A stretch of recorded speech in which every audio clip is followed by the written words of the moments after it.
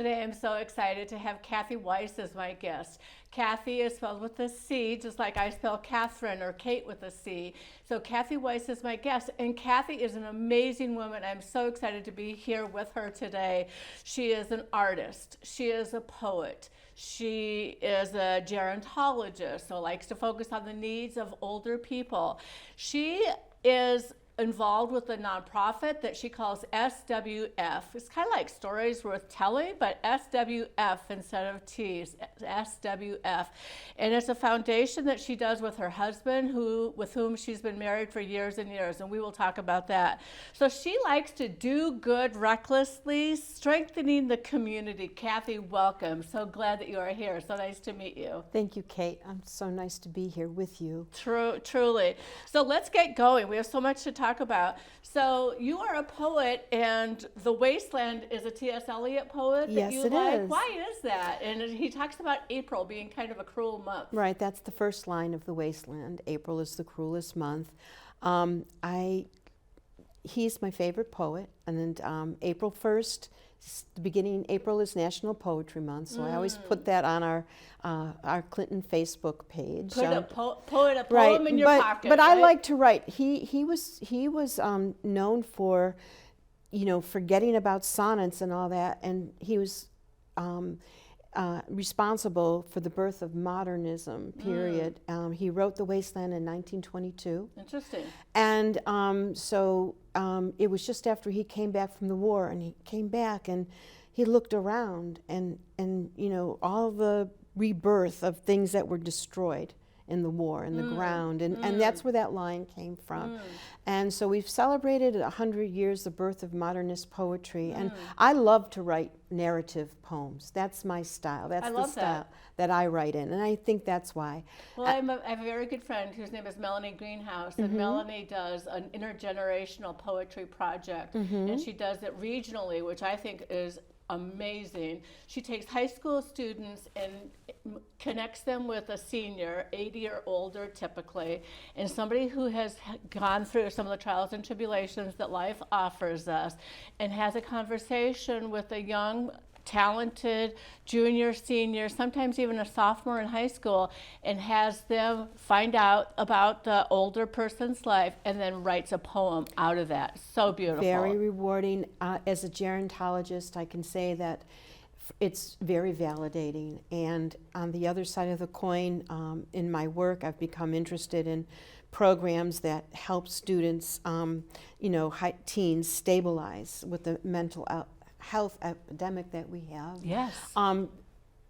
Older Americans are very stabilizing force in their lives. I've just recently done an intergenerational program with veterans in my I town. love that. And I wrote a poem. I don't have it with me here, but it's, the students wrote a poem called I Am 17. It's about the wars that they're fighting now and what they feel. And then we're all veterans if Yeah. you think about it in one way or another, not necessarily having gone to war or served in the military. And the veteran read a stanza when I was 17, and then the high school student read a stanza, I Am 17, and it brought about the similarities. And the whole point was, it really helped the students relate to the veterans in town. Of course. Well, in our town, I live in East Lyme, so we have 33% of our population in East Lyme is 55 and above, and we don't get that 33% as part of our budget for sure. Yeah. We take care of other things besides, but it's certainly a population that needs attention and needs to be recognized. So tell me a little bit about your nonprofit work. How'd you get started? Why nonprofit? Why is that important? Everything in my life, you don't get to be a senior citizen like I am without a long resume. And everything in my life has led me to one thing, and to the next thing, and to the next. I started out in 1971 as a radiation therapist. After a while, I realized most people were going home. Most of the cancer patients were older. They were going home without services. So I went back to school for social work and gerontology. And then I started, trying to set up programming. So I was on the other side of grant writing. I had to I had to put out the begging bowl for money and write grants. But then I thought I could serve more people by, actually being in the philanthropic end. SWF Foundation, I'm the executive director. Well, congratulations. And I've been involved with it for, at least a good 20 years. I've been the executive director for 10. It was founded by my husband's father, and we worked anonymously for many years. And, my husband realized that I had the knowledge and the training to make really good sound decisions, evaluate programs properly. Most people think private foundations just, give money to friends or people or boards, but no, we really work it the way you're supposed to, really evaluating, getting the most bang for every dollar. And my husband felt that I was, qualified to do this. So I've been very happy in that. Well, that's great that you have such a strong cheerleader in your husband. Yeah, That's but I do lovely. miss the one-on-one. So, our office is a community space. So I run caregiver support, grief support. I let people come in and run meetings. We also have a nonprofit gallery there. So it's a community space. Where is this located? It's 348 East Main Street in Clinton. 348 Uh-huh. East Main Street. Is it open? Can we walk in? Do we have to schedule an appointment? Well, What is I'm the usually there availability? working, but we schedule a gallery tour. We have a coffee bar all set up. People could come in. We have scheduled events that are on our web page. And how do we find you? Is it swffoundation.org? And the F is repeated, SWF, and then foundation.org. If we want to Correct. be in touch with you Correct. or come in. And on your website, do you have events that you have We have scheduled? an event page about us. We have our wall of giving. People give us money, and we want to make sure they know where it's going, of course. Usually, I have a different approach to fundraising. Our last fundraiser, the ticket said this ticket buys 4 meals, and I was successful in getting everything else donated. So every ticket really did buy 4 meals, and we were able to deliver meals in our community. Getting back to my experience as a radiation therapist and social worker, I have always wanted to see diet-specific meals. When I was a case manager, I had people who just couldn't eat. As wonderful as Meals on Wheels are, some people are diabetics, some people are gluten-free or vegetarian. So I started this diet-specific meal program in my community. Interesting. And we delivered them the meals, and everybody liked them. And then we sold a bunch of artwork, so we did it again in February, and I just really made arrangements today for the program to continue, at least for another year. What do you mean you made arrangements today for the program?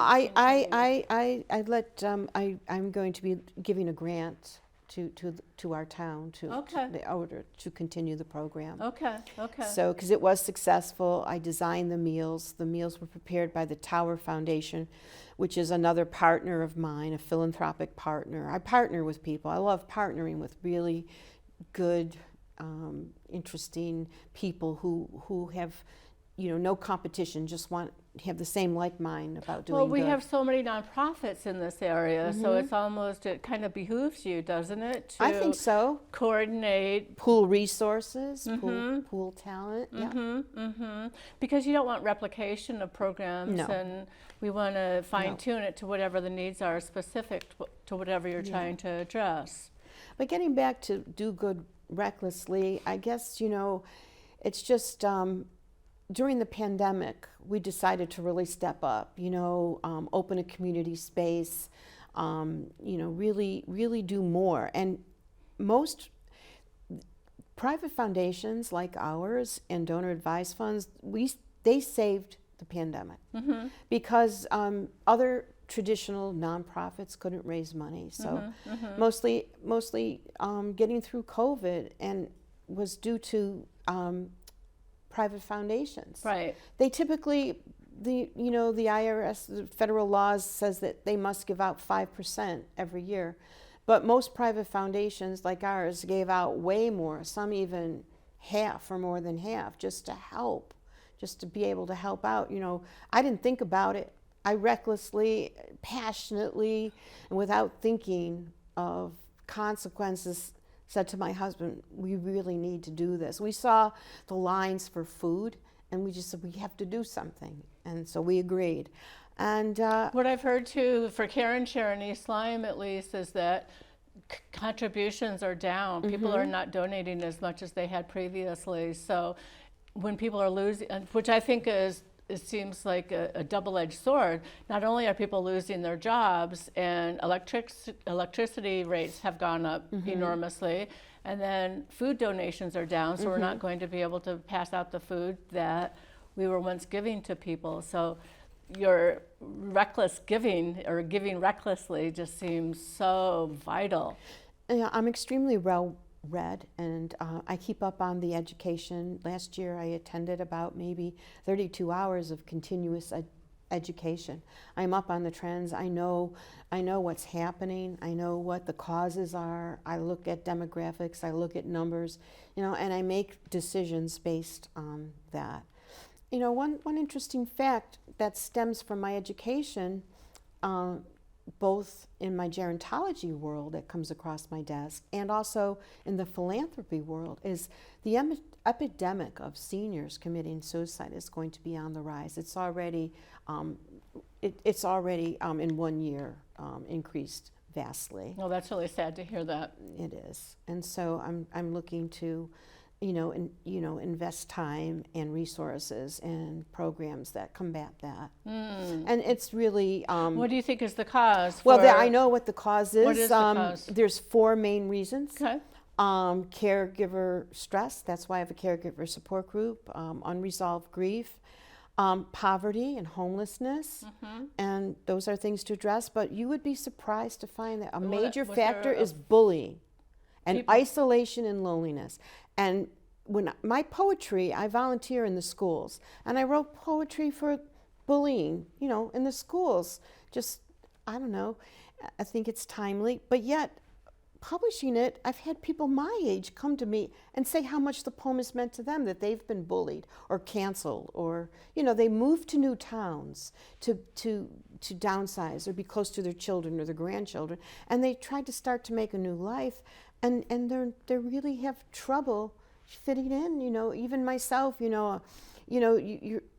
aren't the seniors from the 50s, we're educated, we've had full lives, we want to be able to be more of a part of our town and more validated. We don't want to just stuff envelopes, and volunteer doing things like that. We want meaningful, and meaningful opportunities, and to really feel a part and to belong. Absolutely. And that's what's missing, and that's one of the causes, believe it or not. So you've kind of taken this on as something that you want to lead people and change things, and it sounds like you've made some real good headway in your town where you live in Clinton. Some headway, but there's so much more to be done, especially now. Well, they're talking about cutting Social Security, and when it was started, they said that 50% of people who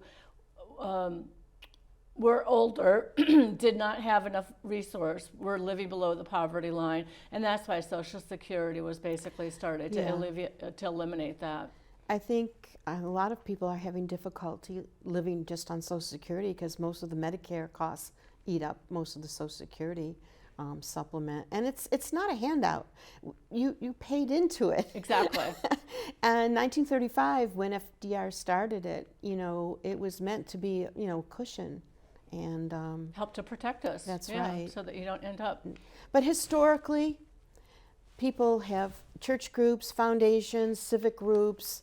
All people in general have stepped up when there's been gaps in the government funding. And I'm just trying to stay hopeful that we'll do that again. I can be a small part of it. A lot of people are doing a lot. Church groups are doing a lot, civic groups. People in general are trying to step up where they can. Well, that's good. So there is hope. So you're an artist, and you've brought some different things to share with us about your artwork. How did you get started with your artwork? Well, it was just something that, I'm very creative, Drew has something put up on the screen, so we Okay. can talk about that. Well, this is something that was recently shown at the Mystic Museum of Art, where my husband and I are elected artists. This one honorable mention. It's called An Abundance of Imperfection. You can see it incorporates a poem, and the poem is about our marriage, but I think everybody relates to it. And there's some very unusual things about this piece. First of all, this is an encaustic piece. It's the piece, the blue with the black. It has lace from my wedding dress incorporated into that. And it's about, a wedding starts off a big fancy celebration, and you can see the silver spoons in it. And then, the middle piece is a piece of acrylic and also alcohol inks that I blended. And it just represents a lot of, chaos and twists and turns in life. That you start out with the celebration, and then you have the twist and turn, and then the poem. And I could read the poem. Yes, please. I'd love to hear it. Okay. This piece is called An Abundance of Imperfection, and it's incorporated into the art piece. It wasn't love at first sight. It was years of family norms that made us fit together like a psychological glove. Nothing seemed perfect. Everything told me to run, yet he never ran. He stayed to clean up the imperfect messes, the teenage rants, the remnants of the flu, the garbage left by the raccoons. He even stayed through the garbage generated from our stupid fights. My knees never buckled, I never swooned, and my heart didn't skip beats. I just decided to love him because he knew the cracks in my foundation wouldn't prevent me from building the home I wanted. I decided he knew my inner life and had the endurance and wit to understand me. I decided he would always call me when I was sick and that he would care for my children. I decided we could survive if we lost everything we owned because we were resourceful and strong in our own right. We both were imperfectly perfect for one another. With every decision come shards of underlying doubt. There are always tiny imperfections that threaten to crack a happy code for living. You learn how to gloss over and polish the imperfections, but eventually they have to be fixed, and now you become perfect together, knowing imperfections were once there, replaced with a new building code for living together. I often wonder about the perfect couples, the ones who never admit anything is wrong. I never had that. I've had the freedom to be myself, to argue without fear, to be alone, to work for long periods, to lock eyes in a room full of people and be known. We have only had a life rich with sweet imperfections. Without them, we would not have known the building that we call our life together. That's lovely. Thank you. It's really I think it's lovely. very relatable. It's very relatable. My mission as a poet laureate is to connect to people. That's my, more than applause or anything, is to connect to people. And my other part of the mission was to bring poetry to people who really didn't think they could write it or appreciate it. You know, not to be too highbrow, but to be relatable. I love that. That's what I'm all about. That's lovely. And this is part of a book. It's part of a book that you have published. Oh yes, this book is published, and it was a fundraiser. I don't sell my books. Waiting for the Other Shoe to Drop is Right. the name of it. So how do we get a copy of that? Well, it is. I guess we could go to Clinton. Yes, you can go to Clinton. It's I sell my books for donation. It is on Amazon, but it's a funny story about this book. I had a reading, and the cost of the book and the refreshments and the reading were donated to the Clinton Library. Nice. So I'm leaving the next poet laureate, you know, with a little bit of a legacy to have some good programming. Nice, So very everything I nice. do in the art, my books, my art, it all goes to a cause. I don't, you know, it's all for minimum donation. So you create, and then basically I wouldn't write you a check, but I would write a check or Venmo you, Right. whatever, to your donation, But to your have, foundation. I have some news, though. I have been asked to do a reading in Branford Library Lovely. on April 5th, and I will have a table of all my books. Oh, well, lovely. And that's one way. That's April 5th at the Blackstone Library in Branford. What from time? 1 to 4. In the afternoon. And also, I just found out I have been asked to host by the Connecticut Book Festivals. SWF has been asked to host a monthly book festival. So there's going to be authors, 3 or 4 authors coming and doing a reading. It's going to be free, open to the public. Oh, that's lovely. And when is that starting? that's starting May 1st at Lovely. SWF Foundation. Tomorrow I'm going to be putting the information on the website. I'm a one-woman show. I do everything: the You're marketing, the website, the funding. I do everything myself. I don't really have a lot of staff, so it took give me till a couple days to get that on the website. But that's very exciting. That's very exciting. And one of the projects that I worked on, SWF Foundation worked on, was the Kathy Weiss Poetry Garden in New Haven, which is opening officially June 11th, and we're planning to have a huge poetry festival there in the fall. Oh, lovely. We're working on the details now. I Oh, don't have lovely. them, but another reason to sign up on my website and the mailing list, so to get all of this.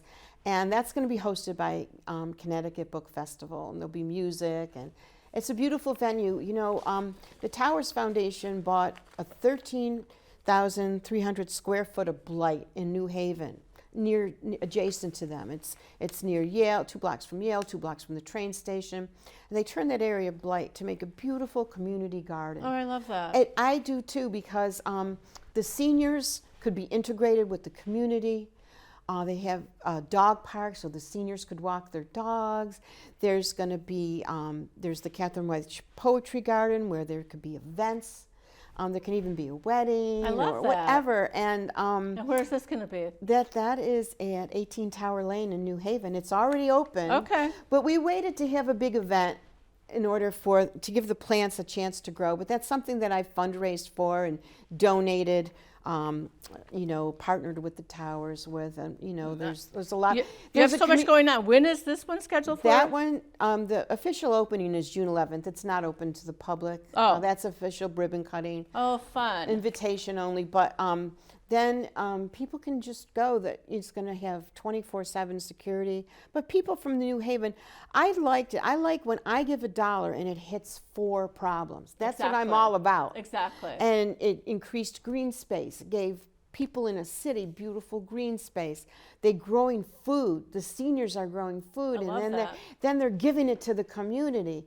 And they have things that nobody else has, like these beds where wheelchairs can come up, and the people who are in wheelchairs can garden.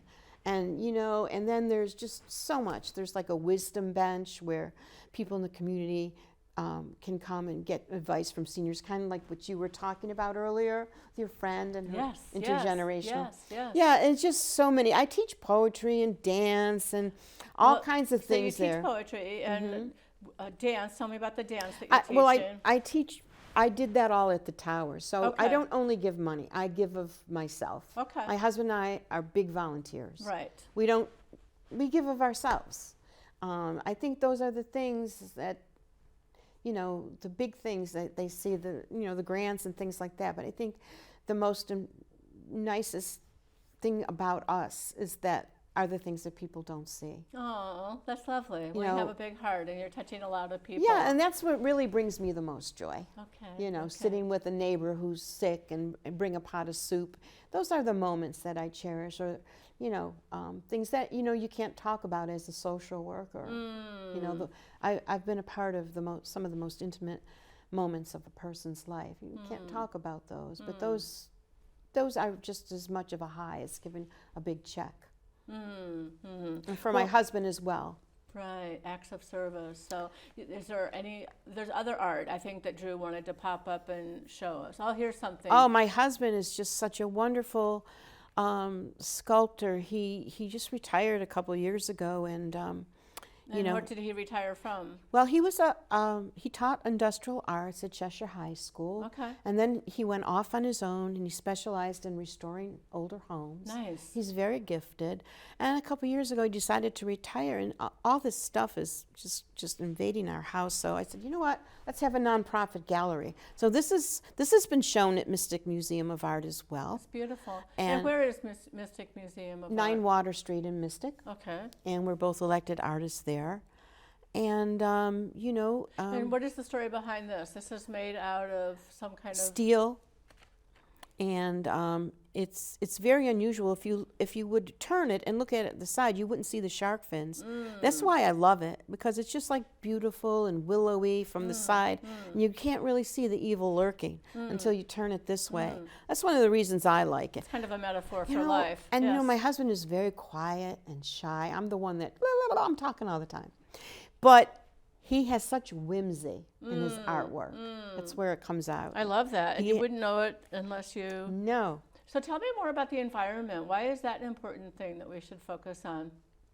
Well, I think, I have children, and I think for our children, I think getting back to the environment, my husband does use, recycled materials when he can for his art, as do I. But as far as nature, I think it's extremely important that we preserve it. It's very healing. Same with art. Nature is very healing. We're involved. We're interested in coastal resiliency. We live in a shore community. We're very interested in that. We try to stay involved in that. I think getting back to the poetry garden, having access to green space is good for the environment. Cleaning up all that blight and planting trees, so good for the city. Good for people to who are, in a lower socioeconomic bracket, to be able to have beauty. That's Absolutely. important. It's important. We can't take it for granted No, that we have we can't. beautiful landscape or clean air or drinking water that's not contaminated. That's right. And soil that's clean. And growing yes. food. So that was one of the, you could tell I'm very passionate about all my projects, and when I give, I'm very passionate. And so enhancing nature for people, that's why I worked so hard for the Poetry Garden. Oh, nice. Okay, so Drew has something else popped up again. It said Harvest Moon. Well, during the pandemic, I tried to post little poems and little... Harvest Moon, bounty of my day, rise quietly, be my nightlight, guide me safely to meet the sunrise. Right. As poet laureate, I was appointed during the pandemic. So what can I do? I can't, we were in lockdown. I ran a workshop outside once or twice, but I used to just post this little hopeful poems and sunrises and sunsets. I'm very fortunate where I live. I have access to sunrises and Beautiful. Nature. Nice. My husband and I don't believe in big houses, just for the same thing, for the environment. We've always lived in a very modest home, but we've always been fortunate to be surrounded by nature. Nice. Nice. Before we lived in Clinton, we lived in Bethany, and we had... Okay, here's something else, Drew. Oh, that's from my Cuba collection. My husband and I were on an arts exchange in Cuba, a nonprofit arts exchange. That is called To Be Young, Gifted, and Cuban. That was a candid photo that I took at the Communist Arts Institute. We got special permission from Fidel. We were there when he was alive, but the family that we were staying with, they went to this college, and the young girl was presenting her thesis, so she got special permission. The cab driver couldn't even enter there. His name wasn't on the list.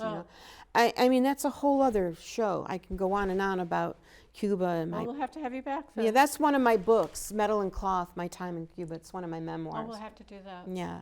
But that's from there, a very rare photograph. That was shown at Mystic Museum of Art as well. Nice. Yeah.